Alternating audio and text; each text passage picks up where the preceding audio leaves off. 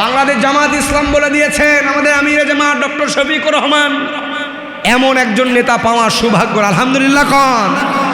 এমন নেতা বাংলার ঘরে ঘরে সব দলে জন্মগ্রহণ করেন নাই। আজকে কোনো আওয়ামী লীগ নাই, আজকে বিএনপি নাই, জামাত নাই, জাসদ নাই, বাসদ নাই, ওলামা লীগ নাই, মুসলিম লীগ নাই।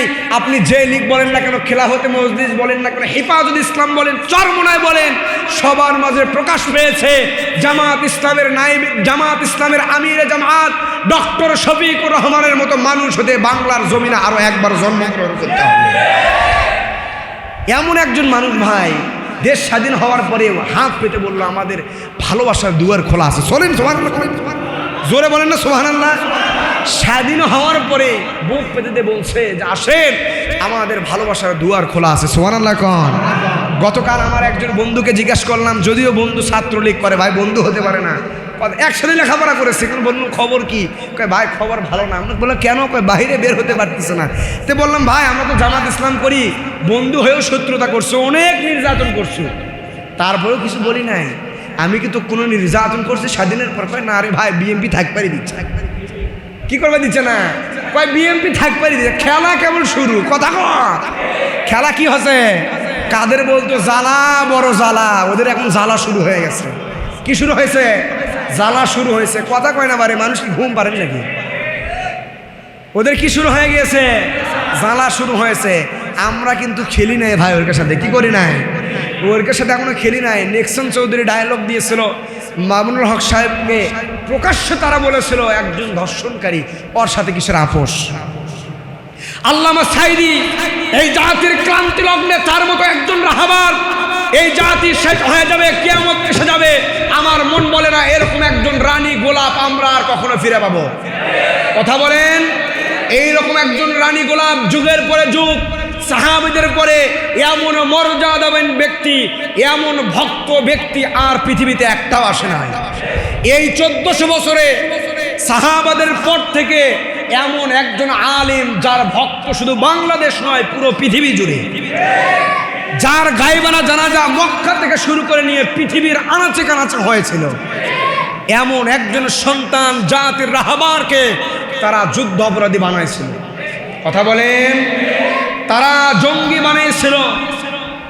শেষ পর্যন্ত চক্রান্ত করে তাকে হত্যা করে ফেললো, শহীদ করে ফেললো। এই জাতির শ্রেষ্ঠ সন্তান অধ্যাপক গোলাম আজম সাহেবকে তারা হত্যা করে ফেলেছে।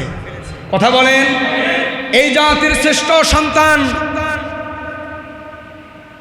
বিশেষ করে তারা বানিয়েছিল আয়না ঘর। কি ঘর? কথা বলেন, আয়না ঘর। এই গোলাম আজমের ছেলে আমান আজমি, তাকে আয়না ঘরের ভিতরে 12 বছর আটকে রেখেছিলেন। সবচাইতে আফসোসের বিষয়, এই আমান আজমি যখন জেলখানা থেকে বের হয়, শোনে তার স্ত্রী 10 বছর অপেক্ষা করে করে বিগত 1 বছর আগেই তার স্ত্রী অন্যজনের সঙ্গে বিবাহ হয়ে গিয়েছে। কেমন কষ্ট বলেন, বলেন কেমন কষ্ট? আপনি যদি বেঁচে থাকেন, আপনার কোনো খবর নাই, এসে শুনে যদি দেখেন আপনার স্ত্রী আপনার জন্য অপেক্ষা করে করে অন্য একজন পুরুষের সঙ্গে বিবাহ হয়েছে, আপনাকে কষ্ট লাগবে না ভাই? তিনি বলেছেন একটা গামছা নিয়ে, এই যে তোয়ালা দেখতেছো রুমাল, এই রুমাল দিয়ে আমি চোখের পানি মুছতে মুছতে এমন ভাবে মুছে ফেলেছি, একটা কি হয়ে যেত, পুকুর হয়ে যেত, এমন পানি আমি চোখ দিয়ে মুছেছি। এমনকি যখন আজান হয়তো তারা বক্সে জোরে জোরে গান দিত, আজানের শব্দটা আমাদেরকে শুনতে দেওয়া হয় না। আমরা বারবার এই 16 বছর ধরে আমরা বলে গিয়েছিলাম, এই বাংলাদেশে ফেরাউন এসেছিল, টিকতে পারে নাই। এই পৃথিবীতে ফেরাউন এসেছিল, টিকতে পারে নাই। এই পৃথিবীতে নমরুদের পয়দা হয়েছিল, টিকতে পারে নাই। এই পৃথিবীর বুকে আবু জাহেলের পয়দা হয়েছিল, টিকতে পারে নাই। আবু লাহাবের পয়দা হয়েছিল, টিকতে পারে নাই। উতবা, শাইবা, ওয়ালিদ বিন মুগীরা যার সন্তানদের পয়দা হয়েছিল, টিকতে পারে নাই। এই বাংলাদেশে যেই নাস্তিকগুলো আসবে, যারা ইসলামী দলকে নিষিদ্ধ করবে, আল্লাহ রাব্বুল আলামিন তাদেরকে নিষিদ্ধ করে দেবে। এটা তো আল্লাহর লীলা খেলা ভাই, কেবল খেলা শুরু। কি শুরু? কথা কন, কেবল কি শুরু? কেবল খেলা শুরু। এখন ডায়লগ দে, জ্বালা বড় জ্বালা, বারবার খালি না মাইকে বলতেছিল, ফখরুল সাহেব জায়গা দেবেন, আপনার ঠাকুরগাঁ বাসাতে থাকবো। বলি না ভাই, কথা কয় না বারে, ফখরুল সাহেব জায়গা দেবেন, 2 জন পারে বটে ভাই। ফখরুল সাহেব এখন বলতেছে আসেন, কই গেলেন? আমার ঠাকুরগাঁ বাসা ফাঁকা।